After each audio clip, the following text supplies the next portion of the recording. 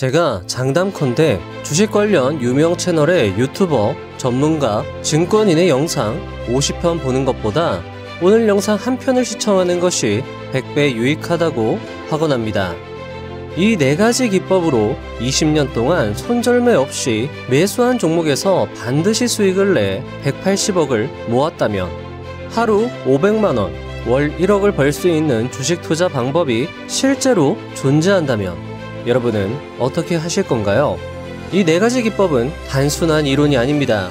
70년 내공과 20년의 실전 투자의 집약체이며 유료 강의에서도 쉽게 알려주지 않는 투자의 진리일지도 모르겠습니다. 이때도 역시 매수의 근거는 차트 신호다. 그리고 신호에 근거하여 매수 후 수익이 났다면 일단 수익을 실현해야 한다.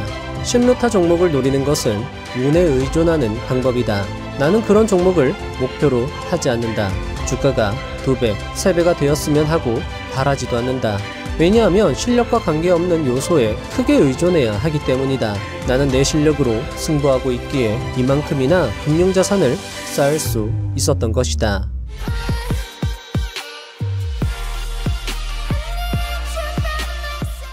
손실은 1도 보지 않으면서 수익만 보는 투자 기법이 있다면 믿어지실까요?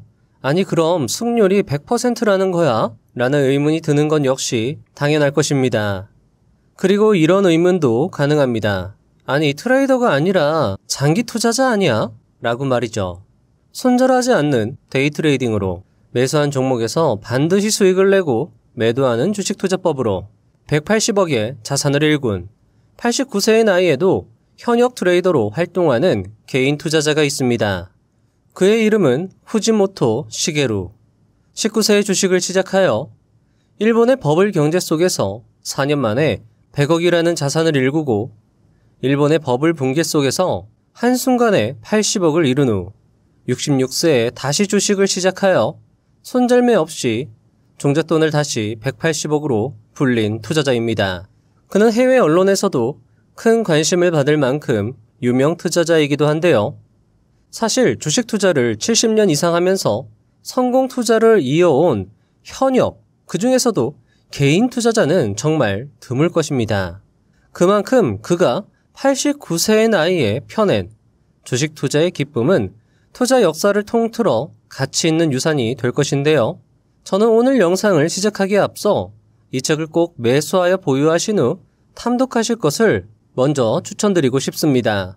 이 책은 돈으로 환산할 수 없는 가치가 있을 것이니 말이죠. 게다가 그는 책에 자신의 모든 것을 담아냈다고 이야기하고 있습니다. 70년의 투자 인생을 살짝 엿보는 것만으로도 가치가 있는데 그의 모든 것을 읽을 수 있다면 그것은 대단히 귀한 경험일 것입니다. 영상에 앞서 그가 180억의 자산을 보유하게 된 기법을 4가지로 정리하면 첫째, 증수, 증익, 증배 종목을 선정한다. 둘째, 1대 2대 6의 법칙으로 매매한다. 셋째, 캔들 패턴, RSI, MACD, 일목균형표를 바탕으로 매수와 매도 타이밍을 기계적으로 결정한다. 네 번째, 손절매를 하지 않는다로 요약할 수 있는데요. 어쩌면 그의 투자 기법은 진실로 실현 손실은 1도 없이 오로지 수익만 낼 수 있는 승률 100%의 비법일지도 모르겠습니다. 어떠신가요? 그의 투자법이 궁금하시죠? 저는 그의 투자법을 실제로 적용해 보는 것을 떠나 그의 투자법을 공부하는 그 자체만으로도 여러분의 투자 실력 및 수익, 더 나아가 투자 아이디어가 쏙쏙 향상될 것이라 확신합니다. 오늘 영상을 보는 팁을 하나 알려드리도록 하겠습니다. 1번부터 6번의 내용까지는 시게루 할아버지의 전반적인 인생 전반 그리고 삶과 주식을 대하는 태도와 관련된 이야기이고요. 7번의 내용부터 시게루 할아버지의 종목 선정 그리고 매매 방법에 대한 구체적인 기법과 관련된 이야기입니다. 제가 타임라인을 나눠 드릴 테니까요. 여러분들 편하게 취사 선택해서 들어주시면 좋을 것 같은데요. 그래도 저는 다 들어보시면 분명히 여러분들께 도움이 될 수 있다라고 말씀을 드리고 싶습니다. 자, 그럼 영상 시작해 보도록 하겠습니다. 프롤로그. 저는 1936년 출생으로 2025년에 89세를 맞이한 현역 데이트레이더입니다. 투자를 시작한 나이가 19이었으니 투자 경력은 70년이 되겠네요. 그렇다고 자랑할 만한 투자 경력을 갖췄다고 생각하는 건 아닙니다. 그저 좋아서 주식을 하다 보니 어느새 이 연차가 된 것 뿐이니까요. 지난 70년 동안 확실히 세상은 크게 바뀌었습니다. 전쟁, 한동안 이어진 배고픈 시대, 고도성장기, 버블 경제, 그리고 잃어버린 30년. 그 모든 것을 이 눈으로 직접 보고 주식시장에서 몸으로 느껴왔습니다. 제가 본격적으로 주식에 전념한 것은 인터넷 거래를 시작한 2002년부터입니다. 버블 경제가 붕괴하던 시기에 자산이 100억에서 20억으로 줄어들기도 했지만 매일 데이 트레이딩을 계속한 결과 지금은 180억 원까지 증가했습니다. 월 매매 대금은 약 60억 정도 되고요. 제가 투자를 하는 건 돈 때문만은 아닙니다. 주식을 좋아하기 때문에 지금까지 투자를 계속해온 것입니다. 돈은 이후 따라온 것이라고 표현하는 것이 더 맞을 겁니다. 저는 제가 특별하다고 생각하지 않지만 최근 취재 요청이 늘었고 심지어 해외 언론에서도 인터뷰 연락이 오더군요. 저는 평소와 같은 하루를 보내고 있을 뿐인데 말이죠. 인터넷으로 주식 거래를 하는 할아버지가 흔치 않은 모양입니다. 가격이 떨어진 주식을 사고 가격이 오른 주식을 판다. 제가 하고 있는 건 이것이 전부입니다. 이것이 70년 전에도 지금도 그리고 100년이 지난 후에도 변하지 않을 투자의 진리니까요. 저는 이 책에서 저의 모든 것을 아낌없이 공개하고 있습니다. 주식으로 돈을 버는 대부분의 사람은 자신이 수익을 내고 있다는 것을 말하고 싶어 하지 않습니다. 그렇지만 저는 제가 돋보이고 싶은 마음도 숨기고 싶은 것도 없습니다. 그렇기에 책에 있는 그대로를 담아냈습니다. 지금껏 투자를 해본 적이 전혀 없거나 투자를 하고 있지만 좀처럼 결과가 따라오지 않는다라고 하는 사람까지 각자 참고할 수 있는 부분이 있으리라 생각합니다. 투자는 정말 심오하고 재밌습니다. 게다가 해보고 싶다는 마음만 있으면 나이는 정말 아무 상관이 없습니다. 이 책을 읽는 사람이 투자가 재밌을 것 같다, 나도 더 열심히 해볼까? 라고 생각된다면 그보다 큰 기쁨은 없을 것입니다. 자, 여러분들 어떠신가요? 저자의 프롤로그만 읽어봐도 진심이 느껴지며 천진난만한 아이가 재미있는 놀이를 같이 해보자며 신나하는 모습을 보는 것 같기도 합니다. 사실 50년 이상 투자를 지속해온 투자자의 이야기를 들어볼 수 있는 건 흔치 않은 기회입니다. 왜냐하면 대부분의 투자자가 성공했다가도 실패하거나 아니면 성공 후에 완전히 은퇴하기 때문이죠. 성공 투자를 50년 이상 지속하는 건 굉장한 위협이며 그리고 그런 투자자가 펀드 매니저가 아니라 개인 투자자라면 그런 투자자가 쓴 책에서 그의 투자 노하우와 내공을 조금이라도 엿볼 수 있다면 그것만으로도 엄청난 기연을 만난 것이라 할 수 있을 것입니다. 사실 지금 당장 생각을 해봐도 지금까지 많은 책을 읽어봤지만 70년 이상 또는 50년 이상 투자자 중에서 개인 투자자로서 끝까지 성공 투자를 이어온 투자자라고 한다면 앙드레 코스톨라니와 레리 윌리엄스 정도밖에 생각이 나지 않습니다. 그만큼 오늘 소개해드리는 시계로 할아버지 이야기는 굉장히 또 가치가 있고 의미가 클 수 있다라고 할 수 있는 거죠. 자, 여러분들 시계로 할아버지의 투자 인생 이야기가 궁금하지 않으신가요? 그의 성공 투자 스토리 이제 시작합니다. 1. 첫 투자의 기억. 첫 투자의 기억이 생생히 남아있지는 않다. 당시 하야카와 전기공업이 앞으로도 더 성장할 거라고 확신했던 기억이 있다. 하지만 그 주식으로 내가 얼마를 벌었는지 혹은 주식을 언제 팔았는지에 대해서는 잘 기억나지 않는다. 사실 최근에 산 주식도 마찬가지다. 거래가 끝난 직후에는 그 거래가 옳았는지 잘못되었는지 반성할 필요가 있지만 그 시간이 지나면 더 이상 기억해둘 필요가 없다. 얼마를 벌었는지를 기억하는 사람은 얼마나 손해를 봤는지에도 집착하게 된다. 지나간 일을 떠올려봤자 좋은 기억은 거의 없기 마련이다. 투자를 지속하기 위해서는 성공했든 실패했든 과거에 지나치게 얽매이지 않는 것이 중요하다. 2. 버블 붕괴로 80억 원을 잃다.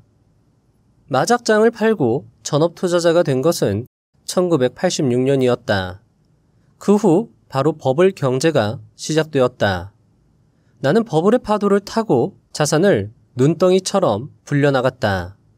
하지만 그러는 동안 경기가 좋기만 했던 것은 아니었다. 1987년 블랙 먼데이 사태가 터진 것이다. 다음 날인 화요일, 오사카 증권 회사에 간 아내가 어떻게든 보유 종목을 팔 수 있는 만큼 팔려고 했다. 하지만 매매를 받아주지 않았다. 당시 일을 지금도 선명하게 기억하고 있다. 그때는 정말 손쓸 도리가 없었다. 하지만 수요일에 가격이 어느 정도 회복되었고 반년 후엔 주가가 회복되어 다시 버블 경제 수준으로 돌아갔다. 돌이켜보면 버블 시기의 주가는 확실히 비정상이었다. 다만 소용돌이 안에 있으면 좀처럼 그 이질감을 알아차리지 못한다. 원래 버블 경제는 나중에 결과를 돌이켜본 뒤에야 판단할 수 있는 것이다. 나 역시 버블 붕괴의 발소리를 알아차리지 못했다. 시세가 무너진 건 순식간이었다. 하는 사이에도 주가는 계속 하락했다. 나 역시 버블 절정기에 자산이 100억 정도였는데 버블이 붕괴되자 한순간에 20억으로 자산이 줄었다.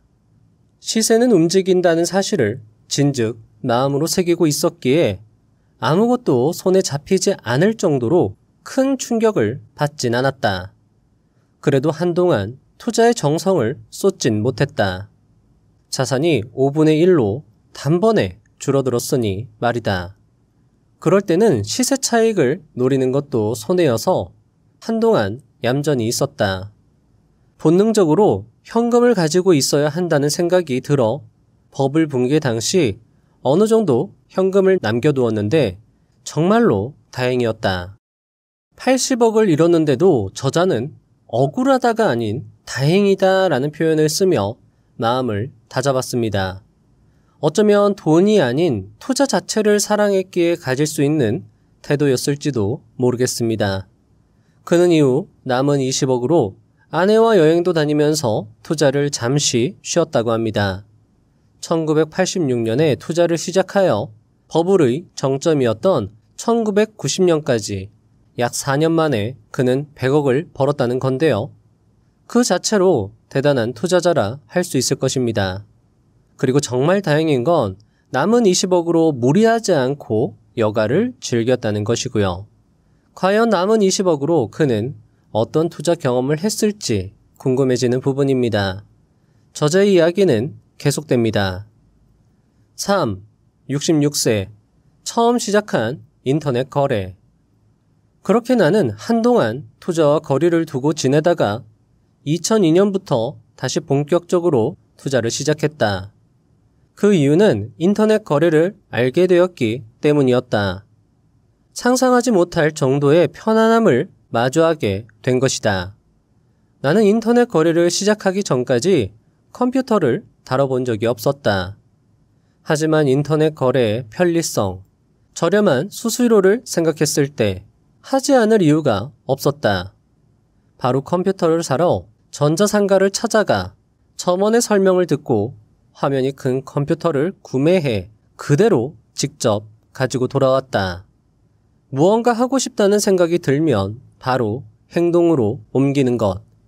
이것이 나의 방식이다. 처음에는 컴퓨터가 2대였지만 그것으로 부족해 지금은 3대를 사용하고 있다. 3대가 있어도 여러 사이트를 왔다 갔다 해야 하기 때문에 최근에는 1대 더 있어야 할 것 같다고 느끼고 있다. 66세부터 20년 이상 컴퓨터를 사용하고 있지만 타이핑은 빠르지 않다. 여전히 한 글자씩 천천히 독수리 타법으로 키보드를 누르고 있다. 컴퓨터에 능숙하진 않지만 주식 거래라는 목적을 달성하고 있으니 이것만으로 충분했다. 자, 우리는 어떤 결정을 함에 있어 많은 고민을 하게 됩니다. 할까 말까 하고 말이죠. 하지만 저자는 달랐습니다. 이제 하지 않겠다라고 생각하면 바로 그만두고 하고 싶다고 하면 바로 시작하는 게 저자의 방식이었습니다. 고민 없이 실행했고 그 결과는 나쁘지 않았습니다. 어쩌면 저자는 시대를 읽는 힘, 통찰력이 남달랐다라고도 할 수 있을 것 같습니다. 하지만 그것과 별개로 큰 고민 없이 바로바로 실행을 했고 돌이켜보니까 그 결과가 나쁘지 않았다라는 그의 이야기는 우리의 인생에도 큰 울림을 줄 수 있을 겁니다. 4. 데이트레이딩의 매력. 나의 투자는 데이트레이딩 중심이다. 그리고 가격이 조금이라도 오르면 수익을 챙기는 것이 나의 방식이다. 보통 신용을 사용하여 대량 거래를 하기 때문에 작은 가격 상승에서도 큰 수익을 낼 수 있다. 하지만 그렇다고 무조건 데이트레이딩만 하는 것은 아니다. 기본적으로 보유 기간이 짧지만 일부 종목은 길게 가져가기도 한다. 게다가 장기로 보유하는 종목도 있다. 데이트레이딩을 하고 있지만 오늘보다 내일 가격이 더 오를 것 같으면 하루를 넘겨 거래하는 경우도 자주 있다. 투자자들 중에 데이트레이딩은 위험하다, 하지 않는 것이 좋다라고 이야기하는 사람이 더러 존재한다. 하지만 제대로 공부한다면 데이트레이딩을 굉장히 재밌게 해볼 수 있다. 데이트레이딩의 가장 큰 묘미는 내가 예상한 것이 바로 결과로 나타난다는 것이다. 정보를 수집하고 차트를 읽으며 이 종목은 오를 것이다 라고 판단했는데 이런 차트 읽기의 결과가 바로 주가로 나타나는 것이다. 예상이 맞아 떨어지면 그렇게 기쁠 수가 없다. 나는 데이트레이딩을 하는 시간이 가장 즐겁다. 그 다음 매력은 장기 투자보다 더 큰 이익을 얻을 수 있다는 것이고 중장기 보유 리스크를 피할 수 있다는 것이다. 주가가 떨어진 타이밍에 매수하고 주가가 오르는 타이밍에 매도하면 장기 투자보다 더 큰 이익을 쌓을 수 있다. 게다가 보유하고 있을 때 리스크를 줄일 수 있으니 일석이조인 셈이다. 5. 첫 번째 승부는 오전 9시. 나의 매매는 오전 9시 때에 집중되어 있다. 오전 10시가 지나면 하루의 절반이 끝난 것과 같다. 그리고 또 거래가 집중되는 시간은 오후장이 열리는 12시 30분 직후와 오후 3시 마감 직전이다. 점심시간 동안 새로운 재료가 나오는 일은 그리 많지 않지만 점심시간에 주문하는 직장인 등 개인 투자자가 어느 정도 있다. 그리고 다시 마지막 30분이 되면 다음 날을 고려하는 사람들의 매수와 거래를 내일로 미루고 싶지 않은 사람들의 매도 움직임이 활발해진다. 반대로 오후 1시에는 아무래도 거래가 안정되는 경향이 있다. 데이트레이딩도 힘을 쓸 때와 뺄 때가 어느 정도 정해져 있는 셈이다. 보통 우리나라 데이트레이딩 고수들 역시 오전 9시부터 10시 그리고 오후 2시부터 장 마감까지 매매에 집중하는 경향이 있는 것을 보았을 때 일본도 비슷한 경향임을 알 수 있습니다. 아무래도 그때가 수익 내기 적절한 시간대다라는 거겠죠. 6. 복습이 중요하다. 거래만큼이나 중요한 것이 거래 후의 복습이다. 어쩌다가 벌어들인 수익을 가지고 단순히 기뻐하기만 한다면 투자자로서 성장하지 못한다. 왜 이길 수 있었을까? 왜 졌을까? 조금 더 좋은 매도 타이밍이 있지는 않았을까? 등을 생각해야 조금씩 성장할 수 있다. 거래를 오래 하다 보면 그 종목만이 가진 특징 등을 알 수 있다. 경험이 쌓이면 쌓일수록 그 특징을 알게 되므로 판단도 더 빨라지고 정확도도 높아지게 된다. 나는 모든 거래 이력을 하나하나 공책에 기록하고 있다. 오전장과 오후장이 마감하면 공책 첫 줄에 무엇을 언제 매수했고 언제 매도했는지 그리고 얼마나 수익이 났는지 등의 정보를 적어둔다. 이것은 옛날부터 이어오고 있는 습관이다. 최고의 타이밍에 매수, 매도하는 일은 지금도 여전히 어렵다. 고점에서 팔고 저점에서 산다는 목표를 세우면 안 된다. 그것을 목표로 삼아버리면 아직 바닥이 보이지 않는 시점에서 지금이 저점이야 라고 하면서 매수하여 손실을 보는 경우가 있기 때문이다. 그보다 얼마나 고점, 저점과 가까운 시점에 거래했는가를 지표로 봐야 한다. 자신이 사고판 타이밍과 차트의 움직임이 맞아떨어진다면 틀리지 않았다고 볼 수 있다. 저자는 이렇게 복기를 열심히 하다 보면 개별 종목에 대한 차트 움직임의 특징이 보이게 되고 그렇게 차트의 특징이 보이게 된 종목들을 자주 반복해서 매매하여 수익을 쌓아간다고 책에서 밝히기도 했습니다. 그는 손절매를 하지 않는 투자로도 유명한데요. 뒤에서 설명하겠지만 매수하면 손실이 나더라도 팔지 않고 일단 보유하고 있다가 해당 종목으로 다시 트레이딩을 하여 수익이 조금이라도 나면 매도하여 수익을 챙기는 전략을 사용합니다. 그는 이런 전략으로 하루에 500만 원, 월 1억의 수익을 벌 수 있다고 이야기하면서 짧게 매매하면 돈을 벌 수 있겠느냐고 묻는 사람들이 있는데 되려 월 1억씩 버는 직장인이 얼마나 될까요? 라고 되물으며 짧은 주가 상승도 감사하게 쌓아가는 것을 중요하게 이야기하고 있었습니다. 이 부분은 책을 통해서 저자 이야기를 직접 들어보시면 좋을 것 같습니다. 7. 종목 선정 방법. 자, 이제 본격적으로 시계로 할아버지의 종목 선정 및 매수매도 방법과 관련된 이야기입니다.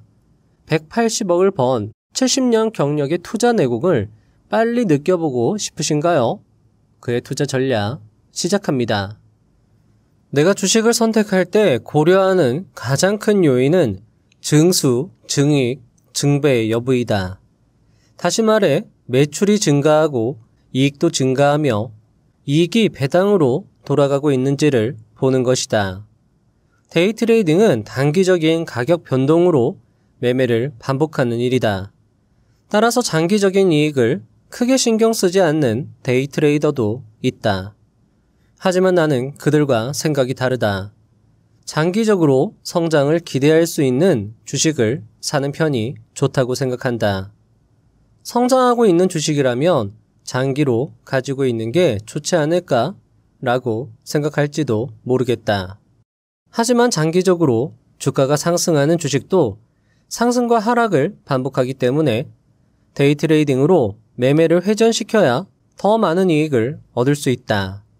증수, 증익, 증배에서 내가 가장 중요하게 생각하는 것은 증수, 증익 부분이다. 매출은 증가해도 이익이 감소하는 사례가 자주 있으니 증수와 증익을 함께 살펴야 한다. 수익률 중에서도 특히 경상이익과 순이익에 주목한다. 경상이익은 영업이익에서 배당금과 이자 지급 등을 제외한 것을 말하며 순이익은 경상이익에서 본업 이외의 이익을 더하거나 세금을 제외하는 등 모든 계산을 마치고 마지막에 남은 돈을 말한다. 특히 경상이익은 회사의 수익성을 보여주는 숫자이므로 매우 중요하다. 저자의 스타일은 종목 선정에서도 확연히 드러납니다. 증수, 증익, 증배의 원칙은 윌리엄 오닐의 캔슬림과도 일맥상통하는 면이 있으며 매출과 이익, 배당이 증가한다는 것을 본다는 점에서 일반적인 테마 성격의 종목은 그의 매수 대상이 아님을 알 수 있습니다. 여기서 경상이익을 알아보는 쉬운 방법은 네이버 금융에서 파이낸셜 서머리 부분을 확인하는 것인데요. 여기서는 세전 계속 사업이익을 경상이익과 비슷하게 볼 수 있으므로 해당 수치를 참고하시는 것도 좋은 방법이 될 수 있을 겁니다. 자, 이런 식으로 매년 세전 계속 사업이익이 증가한 종목을 매수 대상으로 삼는 거죠. 자, 그리고 나서 봐야 할 것은 스크롤을 아래로 좀 더 내려가 보면 현금 DPS라는 걸 확인할 수 있습니다. 즉, 한 주당 배당을 얼마나 지급했는지 체크를 해보는 건데요. 매년 이 수치가 늘어나면 늘어날수록 좋은 종목이다라는 걸 판단할 수 있는 기준이 될 수 있을 겁니다. 자, 그리고 매출액은 맨 위에 나와 있습니다. 매출액이 계속 증가하는지, 세전 계속 사업이익이 계속 늘어나고 있는지, 그리고 주당 배당은 얼마나 증가하고 있는지 이런 것들을 종합적으로 살펴서 종목을 선정한다라는 것이죠. 8. 주식 매매는 1대 2대 6 법칙으로. 나는 주식을 매매할 때 1대 2대 6 법칙을 기준으로 삼고 있다. 이 주식은 괜찮아 보이네 라는 생각이 들면 우선 1000주 정도 사보고, 역시 괜찮군 이라고 생각이 되면 2000주, 그 다음 이건 반드시 이길 수 있다라고 생각이 된다면 6000주를 사는 것이다. 이것은 주식을 매도할 때도 마찬가지이다. 특히 전개를 읽기 어렵거나 이전에 거래가 거의 없었던 종목은 이런 법칙에 따라 매수하고 있다. 산이 높으면 골이 깊다는 이야기가 있다. 즉, 급등한 시세는 급락하기 쉽다는 것이다. 주가가 오르면 무심코 더 오를 것이라고 생각하기 쉬운데, 잘 모르는 종목의 주가가 올랐다고 안이하게 덤벼들면 큰 화를 입을 수 있다. 비싼 값에 들어가 큰 손해를 보는 일이 벌어지지 않도록 상승하고 있을 때일수록 조심해야 한다. 저자의 투자법은 평범한 분할 매수와는 다른 면모를 보입니다. 얼마가 더 오르면 또는 얼마가 더 떨어지면 매수, 이런 식이 아니라 일단 정찰병 정도로 매수를 한 뒤에 해당 종목에 대한 정보를 모으고 분석하면서 괜찮은데 라는 판단이 들면 추가 매수가 들어가는 식입니다. 이 방식대로 투자한다면 내동 매매를 일단 막을 수 있고 좀 더 유리한 가격이 왔을 때 매수하는 등 효용도가 클 수 있을 것입니다. 특히 증수, 증익, 증배의 특징을 보이는 우량주들은 주가가 테마주처럼 상승하는 게 아니라 보통 20일, 60일, 150일, 200일 선에 눌리면서 상승하는 경향이 있으므로 급등하는 초입에 1차, 그리고 좀 더 분석하면서 확신이 들면 눌림목 자리에서 2차, 3차 매수를 해나간다면 분명 투자 성과를 획기적으로 끌어올릴 수 있을 거라 생각이 됩니다. 그러니까 급등하는 초입에서 1차 매수를 했는데 거기에서 손실이 나도 매도하지 않는 거죠. 좀 더 분석하면서 확신이 들면 눌림목 자리에서 더 세게 들어가는 거죠. 그리고 나서 손실이 나면 거기서 또 매도하는 게 아니라 더 낮은 가격에서 더 확신이 든다라고 하면 처음 1차, 2차 매수한 물량보다 더 큰 물량으로 매수를 한 다음에 수익을 주면 빠져나오는 전략으로 사용을 할 수 있고, 아니면 여러분들이 추세 추종 투자를 한다라고 하면 시계로 할아버지의 투자법과 조합을 해서 그 지점에서 일단 수익이 나면 수익을 챙겨놓고 나머지 잔량으로 운영하다가 본절 가격 오면 그냥 매도하고 이런 식으로 대응을 해도 괜찮다라는 거죠. 그런 의미에서 저자의 1대 2대 6 법칙은 정말 유료 강의에서도 들을 수 없는 기법이라고 할 수 있는 거죠. 그리고 저자는 적정주가 판단법, 비즈니스 모델 이해 등과 관련된 내용을 책에 함께 기술하고 있었습니다. 책을 통해서 저자의 생생한 투자 기법을 접해보시면 더욱 좋을 것 같습니다. 9. 매매 타이밍 잡는 법. 매도 타이밍과 매수 타이밍을 어떻게 판단하나요? 라는 질문을 자주 받는다. 그런데 솔직히 말해 이 질문이 제일 어렵다. 왜냐하면 나에겐 70년에 가까운 투자 경험이 있기 때문이다. 그래서 차트나 호가창을 보고 직감적으로 이건 매수, 이건 매도라고 판단해 버리는 경우도 많다. 그 직감을 언어로 표현하기는 굉장히 어렵다. 하지만 100% 경험만으로 판단하지는 않는다. 그래서 내가 실제로 매일 활용하고 있고 누구나 사용할 수 있는 방법이 바로 기술적 분석이다. 나의 경우 기본적 분석과 기술적 분석을 모두 사용하고 있지만 데이 트레이더인 나에겐 기술적 분석이 좀 더 중요하다. 게다가 과거의 가격 변동을 보고 향후를 예측하는 기술적 분석은 이미 모든 재료가 나와 있으니 주어진 조건이 공평하고 또 누구나 할 수 있는 방법이다. 이때 이용하는 것이 차트인데 아무리 기술적 분석이 능숙하다 해도 모든 판독이 다 맞을 수는 없다. 하지만 눈에 보이는 재료인 차트를 활용한다면 왠지 오를 것 같은데 라고 매수하는 낭패를 보는 일은 줄어들 것이다. 내가 가장 많이 보는 지표는 캔들 차트와 RSI이다. RSI는 30% 이하면 과매도, 70% 이상이면 과매수라고 판단한다. 가격대별 거래량, 시세의 방향성을 판단할 때는 MACD를 본다. 그리고 매매 비용을 고려해 시세 타이밍을 산출하는 일목균형표와 시세의 방향성을 가늠할 수 있는 3선 전환도 순서로 참고한다. 먼저 봉 차트의 경우 나는 5분 봉 차트를 주로 본다. 봉 차트는 어떤 상황에서 언제 나왔는지 파악하는 것이 중요하다. 먼저 대양봉과 장대양봉은 상승 전환의 신호이다. 반대로 대음봉과 장대음봉은 하락 전환의 신호이다. 십자형은 시세 전환을 의미한다. 윗꼬리 캔들은 고가권에서는 하락 전환, 저가권에서는 상승 전환을 의미한다. 아랫꼬리 캔들은 고가권에서는 하락 전환, 저가권에서는 상승 전환을 의미한다. 3번이나 상승을 시도했으나 상승하지 못했을 때는 매도 신호. 자, 요거는 3번이나 양봉을 뽑았으나 상승하지 못했을 때는 매도 신호. 이렇게 이해를 해주시면 좋을 것 같습니다. 3번이나 하락을 시도했으나 하락하지 못했을 때는 매수 신호로 볼 수 있다. RSI는 보통 14일로 계산하며 어느 정도 상한과 하한이 정해진 횡보장, 박스권 장세에서 잘 기능한다고 알려져 있다. 반대로 주가가 급등하는 추세장에서는 과매수가 되어도 주가는 상승하거나 과매도로 보이는 상황에서도 주가는 하락할 수 있다. MACD는 이동평균선을 기반으로 한 지표이다. 보통 MACD 지표에서 MACD가 MACD 시그널을 아래에서 위로 돌파하는 골든 크로스가 발생하면 매수 신호. 자, 여러분들 이렇게 말만 들으면 이해가 잘 안 되실 수 있으니까 제가 뒤에서 차트로 설명을 다시 드릴 겁니다. 일단 쭉 읽어봐 드릴게요. 위에서 아래로 돌파하는 데드 크로스가 발생하면 매도 신호로 본다. 일목균형표는 기준선, 전환선, 선행 스팬 1, 선행 스팬 2, 후행 스팬으로 구분된다.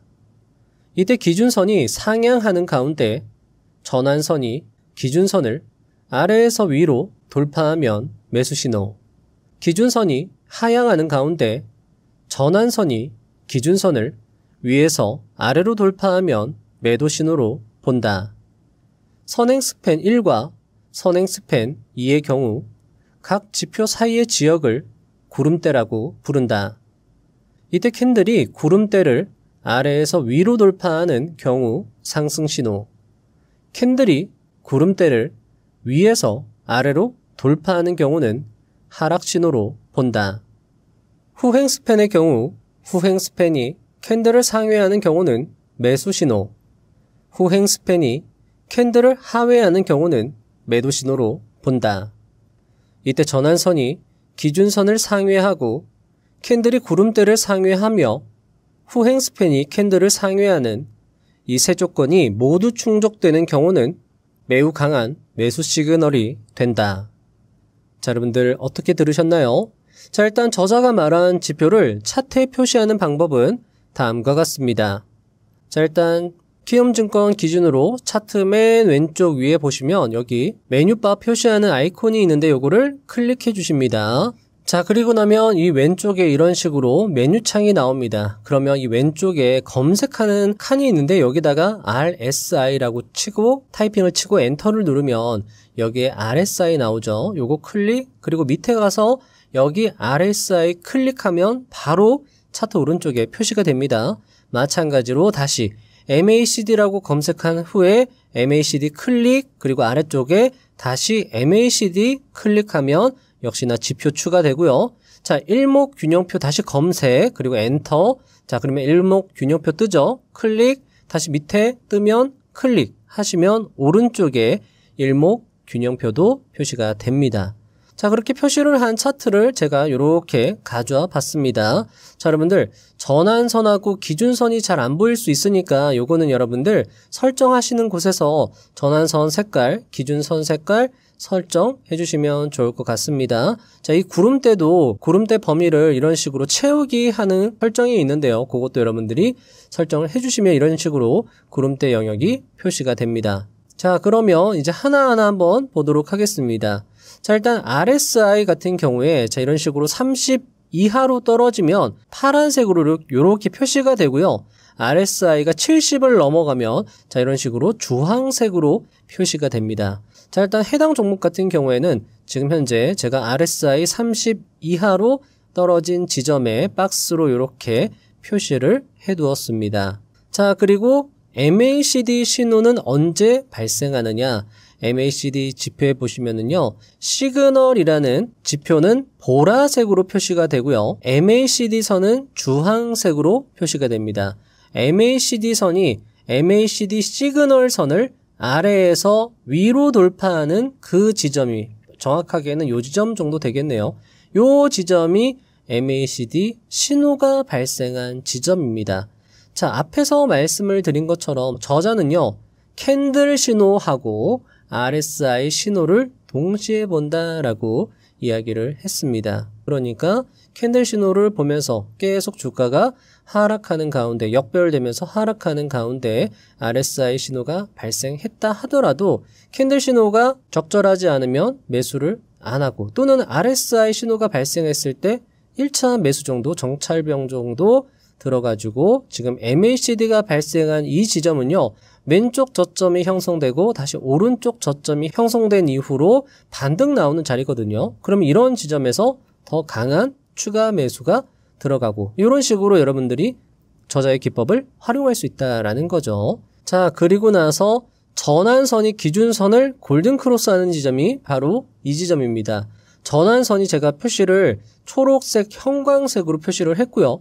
기준선은 여기 보시면 녹색 선으로 이런 식으로 표시가 되는 걸 확인할 수 있습니다. 전환선이 기준선을 상방으로 돌파하는 그 지점을 골든 크로스 자리로 볼 수 있다라는 거죠. 그러면 이런 지점에서 여기서 지금 캔들이 계속 상승을 하게 된다라고 하면 구름대까지도 돌파가 가능하겠구나라고 생각을 할 수 있는 것이고, 역시나 구름대 돌파가 이 지점에서 발생이 되고요. 자, 그러면 매도는 어디서 할까요? 자, 일단 타점을 제가 표시를 해봤습니다. RSI 타점, MACD 타점, 기준선, 전환선 타점, 구름대 타점, 이렇게 표시를 할 수 있고요. 해당 타점에서 분할 매수를 한 저자라고 한다면 RSI가 70을 찍은 요 캔들에서 아마 익절을 할 거다라고 우리는 생각할 수 있다라는 겁니다. 저자 같은 경우에 만약에 여기에서 더 강한 상승세가 나올 수 있다라고 판단이 되면 여기에서 1차 매도를 한 다음에, 매도도 1대 2대 6으로 매도한다라고 했잖아요. 여기에서 1 그리고 뭐 이런 지점에서 2, 6 이런 식으로 매도를 진행할 거다라고 우리는 생각을 할 수 있습니다. 자, 하지만 RSI를 저자가 주력으로 본다라고 해서 우리가 무조건 RSI에만 집중해서는 안 된다라는 것을 해당 차트 사례에서 확인할 수 있습니다. 자, 여기 보시면 계속 주가가 하락하는데, 그러면 이제 RSI가 30까지 떨어지거든요. 이런 지점에서 매수를 하게 되면 굉장히 큰 또 하락을 맞이할 수밖에 없다라는 겁니다.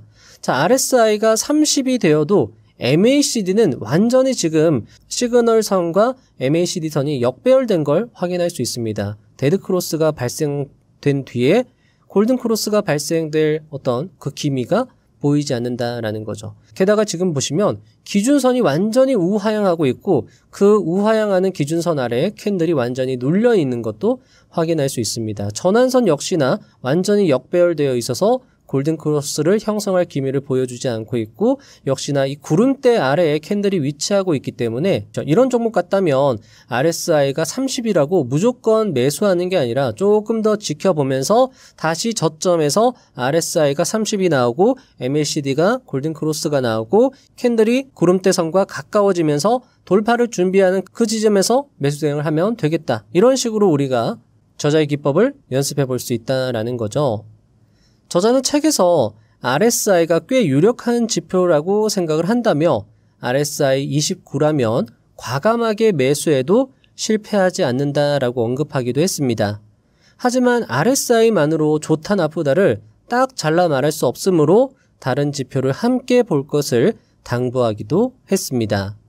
그리고 RSI와 봉 차트를 기반으로 매수 매도 타이밍을 판단하는 것은 기본이므로 일단 두 지표를 가지고 연습한 이후 차츰 지표를 늘려갈 것을 추천한다고 언급하기도 했습니다.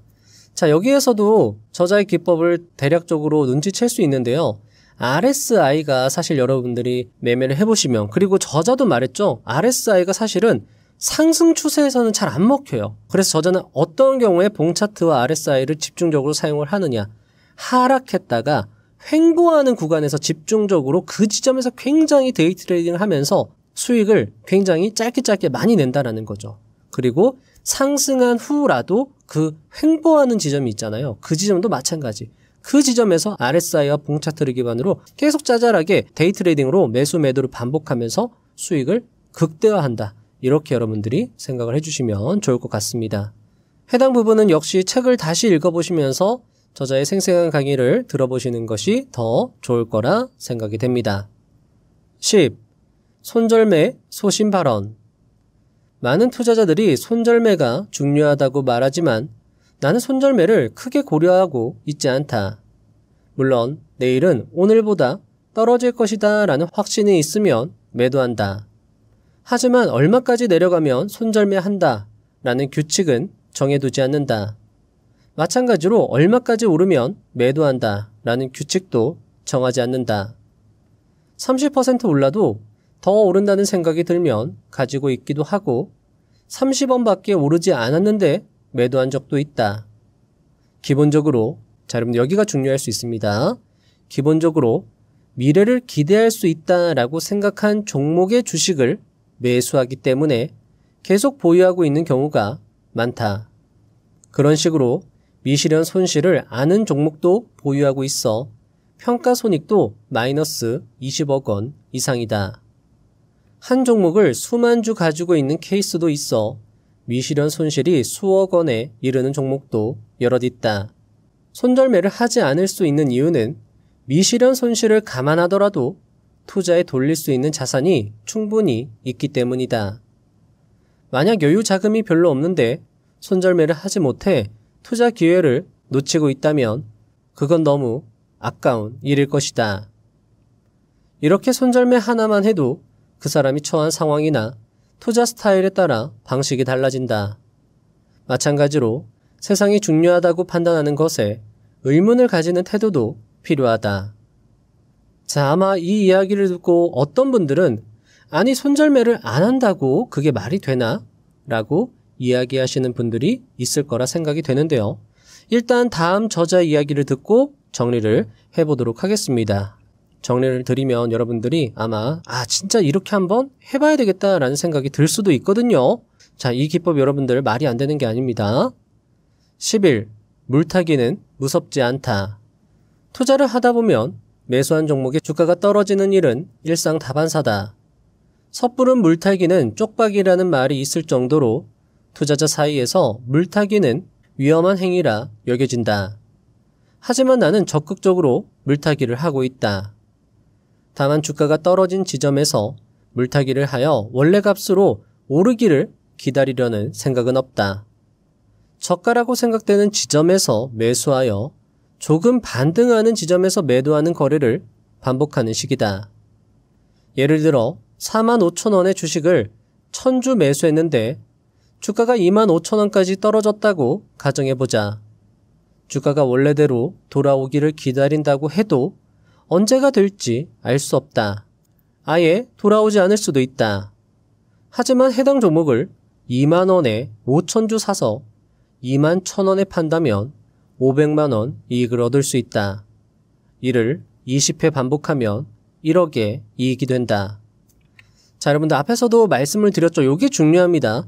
내가 매수를 했는데 떨어졌다라고 해서 겁먹을 필요가 없다라는 거죠. 저점을 잘 포착해서 저점이 계속 내려가지 않고 캔들과 RSI 신호로 판단을 해서 저점이 유지가 된다라고 하면 그 지점에서 계속 데이 트레이딩을 하는 겁니다. 그러면서 매일 수익을 챙겨가는 거죠. 그렇게 20회를 반복하면 처음의 손실은 아무것도 아니다라는 거죠. 1억의 이익을 벌 수 있다라는 거죠. 한 달에. 계속 이어나가 보겠습니다. 고가의 매수에 그대로 보유하고 있으면 막대한 손실을 안고 가야 하지만 저가에서 물타기 매수를 한다면 미실현 손실을 조금이라도 줄일 수 있다. 이때도 역시 매수의 근거는 차트 신호다. 그리고 신호에 근거하여 매수 후 수익이 났다면 일단 수익을 실현해야 한다. 매수 후 더 올라갈 거야. 본전은 찾아야지 라는 생각으로 대응했다간 되려 큰 손실로 연결될 수 있다. 심루타 종목을 노리는 것은 운에 의존하는 방법이다. 나는 그런 종목을 목표로 하지 않는다. 주가가 2배, 3배가 되었으면 하고 바라지도 않는다. 왜냐하면 실력과 관계없는 요소에 크게 의존해야 하기 때문이다. 나는 내 실력으로 승부하고 있기에 이만큼이나 금융자산을 쌓을 수 있었던 것이다. 저자는 책에서 매수 후 70% 손실을 봐도 전혀 이상할 것이 없다고 말합니다. 그만큼 하락할 수도 있는 현실을 받아들이고 단단히 다지는 마음가짐이 중요하다고 말하는 것이죠. 정리하면 결국 그의 증수증익 증배로 돌아가게 됩니다. 증수증익 증배 종목을 매수했다면 그 매수 지점에서 사실 손실이 났다 해도 결국 시간이 지나면 다시 상승하는 경우가 많고 다시 원점으로 돌아오지 않더라도 그런 종목은요, 저점에서 다시 반등하는 힘이 좋은 경우가 많습니다. 그렇기 때문에 시계로 할아버지는 손실을 보더라도 저점 영역에서 다시 반등될 것이라고 생각되는 종목이 있다면, 아니 정확히는 그는 아마 결국 다시 올라갈 수 있는 힘이 있는 종목을 대상으로 매매를 하기 때문에 매수하고 손실이 나더라도 반등 지점에서 적극적으로 매매해서 수익으로 전환시키고 그렇게 손실은 줄이고 더 나아가 손실을 수익으로 전환시키는 거죠. 아마 부자의 서원 채널을 꾸준히 시청하시는 분들이라면 여기에서 머릿속에 전극불이 딱 켜지실지도 모르겠는데요. 바로 성경호 투자자의 100%에 도전하는 우량주 매매 기법과 시계로 할아버지의 투자법을 매칭하는 겁니다. 시계로 할아버지의 투자법도 100% 승률이죠. 성경호 투자자도 100% 승률에 도전한다라고 했습니다. 역시나 우량주를 대상으로 하고 있죠. 자, 성경호 투자자님의 기법은 손절매를 합니다. 하지만 시계로 할아버지의 기법을 활용해서 손절매를 하지 않고 되려 저점에서 차트 신호를 보면서 적극적으로 매매를 해보는 겁니다. 무조건은 아니다 하더라도 경험상 우량주가 엔벨로프 하단선까지 닿았다면 꽤 크게 하락을 한 것이고 그런 종목은요, 엄청난 악재가 있지 않은 한 시장이 강세장으로 변하면 어찌 됐던 간에 다시 상승하는 경향이 컸습니다. 그 종목이 설사 실적이 꽤 악화되었다 하더라도 저점에서 희한하게 반등하는 경향이 꽤 크다라는 거죠. 특히나 우량주의 경우에는 말이죠. 이런 것들을 조합해서 별도의 계좌를 통해서 여러분만의 투자 기법을 만들어 보는 것도 투자의 재미가 아닐까 생각이 됩니다. 자, 그리고 또 하나 생각나는 게 또 있을지도 모르겠습니다. 이것도 굉장히 중요한 포인트가 될 수 있을 것 같은데요. 자, 국내 투자자 중에서 실제로 계좌를 인증한 사람 중에 가장 돈을 많이 번 투자자는 시간여행TV 투자자입니다. 시간여행TV 투자자하고 시계로 할아버지 투자법이 또 일맥상통합니다. 따라서 그런 것들을 여러분들이 조합해서 여러분들 스타일로 승화시키는 게 굉장히 중요하거든요. 그리고 지금 앞에서 말씀드린 것처럼 그게 정말 또 투자의 재미가 아닐까 싶습니다. 재미로 투자를 여러분들이 많이 해보시다 보면은 어느새 그냥 계좌가 불어나 있고, 아, 정말 내가 투자를 정말 진심으로 재밌게 하다 보면은 돈은 정말 따라오는 거구나. 그럼 내가 진짜 이렇게 투자를 그냥 재밌게만 하자라고 생각을 했는데 10억이 되고 100억이 되고 1000억이 되고 이런 여러분들의 모습을 볼 수 있다라는 거죠. 시계로 할아버지는 사실 책을 내시면서도 돈 다 필요 없다. 그냥 여러분들이 투자를 재밌게 했으면 좋겠다라고 책을 쓰셨기 때문에 오늘 여러분들이 느끼면 좋을 것 같은 건 돈을 어떻게 벌어야 되는가도 중요하지만 투자를 어떻게 하면 내가 재밌게 할 수 있을까라는 것도 한번 생각해 보면 좋을 시간이었다. 이렇게 또 정리를 해볼 수 있을 것 같습니다. 마치며 시간 관계상 여기서 영상을 마치는 것이 아쉽습니다. 책은 오늘 말씀드린 내용 외에도 특기는 결산 플레이, 감과 성공 경험에 의존하지 않는다. 유명 투자자의 발언 뒤에는 의도가 있다. 기관 투자자의 경쟁에서 뒤지지 않는다. 세력주를 주의하라. 주식시장에서 이기기 위한 마음, 기술, 몸 등 주식 투자에 도움이 되는 알찬 내용들이 많았습니다. 책을 꼭 읽어보시면 좋겠습니다. 저는 기법도 기법이지만 저자가 삶과 주식을 대하는 태도에서 알 수 없는 행복감과 희망을 얻을 수 있었다라는 게 정말 좋았습니다. 여러분도 책을 통해서 행복감과 희망을 얻으시면 좋을 것 같습니다. 유튜브를 보다가 기회를 잘 잡는 사람들의 특징이라는 제목의 영상이 있어서 여러분들에게도 한번 읽어봐 드리도록 하겠습니다. 기회를 잘 잡는 사람들의 특징 5가지. 첫째, 배우는 것이 많다. 항상 뭔가를 배우고 있다. 물어보면 뭔가를 배우고 있고 다양한 경험들을 한다. 그러다 보니 기회를 보는 눈이 자신도 모르게 넓어진다. 둘째, 뭔가에 꽂히면 미친 듯이 한다. 시간 가는 줄 모르고 미친 듯이 파고든다. 셋째, 실패하더라도 금방 털고 일어난다. 좌절하는 시간이 짧기 때문에 좌절의 늪에 빠져서 기회를 놓칠 확률이 적다. 넷째, 삶의 방향성이 뚜렷하다. 내가 원하는 미래의 모습을 스스로가 매우 잘 알고 있다. 어떻게 살 것인지 자주 생각하고 상상한다. 다섯째, 생각보다는 행동부터 한다. 내게 도움이 되는지 안 되는지는 해봐야 아는 것이라고 생각하기 때문에 일단 도전해보고 판단한다. 자, 여러분들 어떠신가요? 저는 여러분들이 일단 첫 번째 조건은 충족했다고 봅니다. 왜냐하면 뭔가를 배우고 경험하기에는 책이 최고이기 때문이죠. 그리고 둘째 조건도 여러분들 충족합니다. 이때까지 영상을 보셨다면 그건 파고들었기 때문이죠. 셋째 조건에도 충족합니다. 지금까지 저와 함께 하신 분들이라면 또는 저와 함께 할 분들이라면 끈기 하나는 인정이기 때문입니다. 넷째 조건도 충족합니다. 삶의 방향성이 뚜렷하지 않다면 이 영상을 끝까지 보지 않았을 것입니다. 다섯째 조건도 충족합니다. 이 책이 도움이 되는지 안 되는지 가리지 않고 일단 끝까지 들어보고 판단하기 때문입니다. 즉, 이 시간을 함께하는 여러분들은 기회를 잡을 사람들이라는 것이고 큰 부를 이룰 확률이 높은 사람들이라는 것입니다. 그런 분들과 함께하고 있다는 것이 영광이고 그런 분들을 도울 수 있다는 것이 기쁩니다. 다음 영상도 알차게 준비해서 오겠습니다. 감사합니다. 부자가 되는 지름길로 저와 함께 달려가시죠.